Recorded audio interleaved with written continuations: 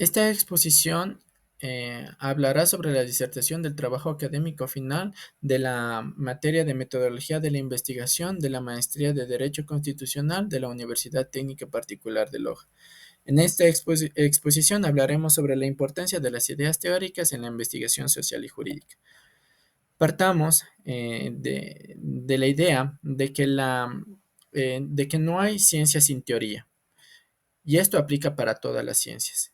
Entonces podríamos decir que la investigación social como la investigación jurídica tienen un bagaje teórico que le permite comprender los fenómenos sociales y le permite también dar respuesta a las problemáticas sociales. Es decir, que dentro de la investigación social y dentro de la investigación jurídica existe un bagaje teórico que le permite a estas ciencias poder dar una respuesta sólida y coherente de las realidades sociales. Definición de la investigación social. Partamos de la idea de que la investigación social se centra en el estudio del ser humano en su contexto social, considerando sus interacciones, relaciones y comportamientos dentro de la sociedad.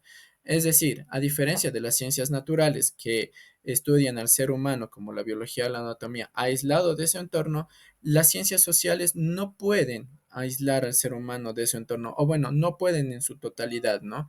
Siempre se va a entender al ser humano dentro de su sociedad y de su cultura.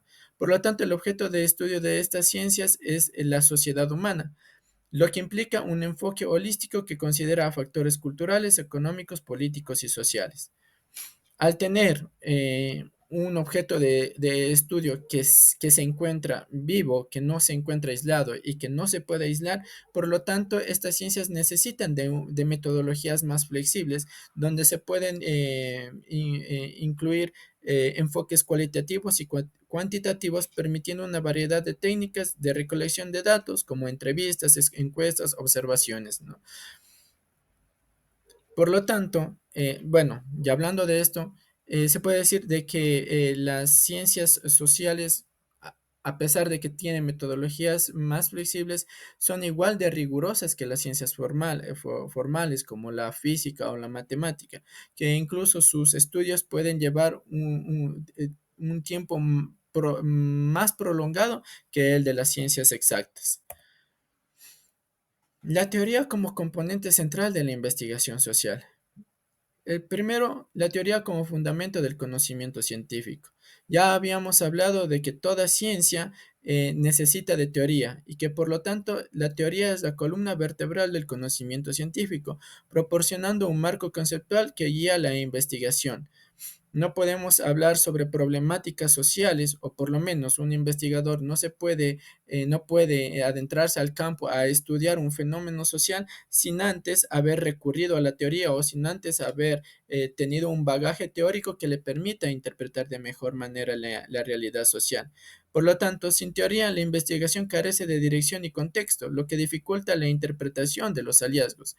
Uno no puede ir a cavar un túnel sin tener las herramientas para poder cavar un túnel. De igual manera se aplica para la comprensión de los fenómenos sociales. No se puede comprender un fenómeno social si no tengo las herramientas necesarias, y en este caso la teoría, para comprender el fenómeno social. La teoría necesita una interacción entre la teoría y la empírica. La investigación social se caracteriza por un diálogo continuo entre la teoría y los datos empíricos. Es decir, no se puede hacer investigación social si solo se trabaja desde una oficina. Necesariamente se necesita ir al campo, ir a donde se producen los fenómenos sociales para entender las problemáticas sociales. Por lo tanto, este proceso permite que las teorías sean probadas, refinadas y en algunos casos desafiadas a través de la evidencia recolectada. Eh, a diferencia de las ciencias formales o de las ciencias naturales que generan leyes universales, por ejemplo, como la ley de gravedad, las ciencias sociales, tener ese carácter flexible, pueden ser contradecidas sus teorías. Incluso se puede decir que a lo largo de la historia se han derrocado paradigmas, nacen nuevos paradigmas para poder comprender de mejor manera la realidad social. Ahora vamos a hablar de la investigación jurídica y la influencia de las ideas teóricas. Partamos de la idea de que la teoría permite el desarrollo y la evolución del derecho, adaptándolo a las realidades sociales y cambiantes. Así como la sociedad cambia, el derecho debe de adaptarse a esos fenómenos cambiantes que propone la realidad social y que por lo tanto el derecho necesita de esas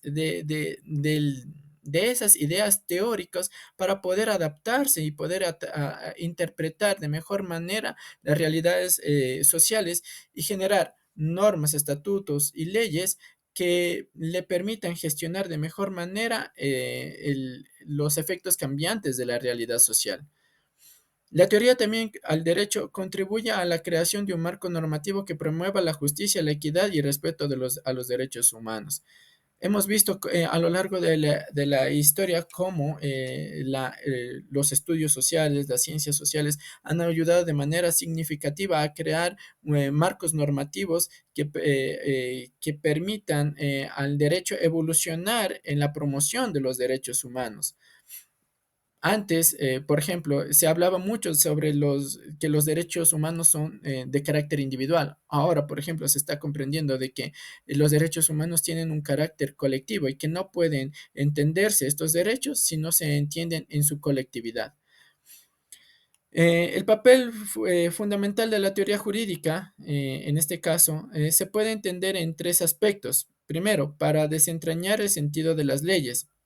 Es decir, por qué, por ejemplo, el derecho a la vida es importante, por qué existen las garantías jurisdiccionales, por ejemplo, explicar las normas jurídicas, por ejemplo, explicar por qué, cuál es la diferencia entre homicidio y asesinato, feminicidio, para interpretar el derecho, y creo que y por último, para interpretar el derecho, y yo creo que este es el punto más importante dentro de la teoría jurídica. ¿Por qué? Porque no solo me permite interpretar el derecho para dar una solución a un problema específico, sino que también me permite interpretar la norma para evolucionar en la misma norma y poder adaptarse de mejor manera a la realidad social.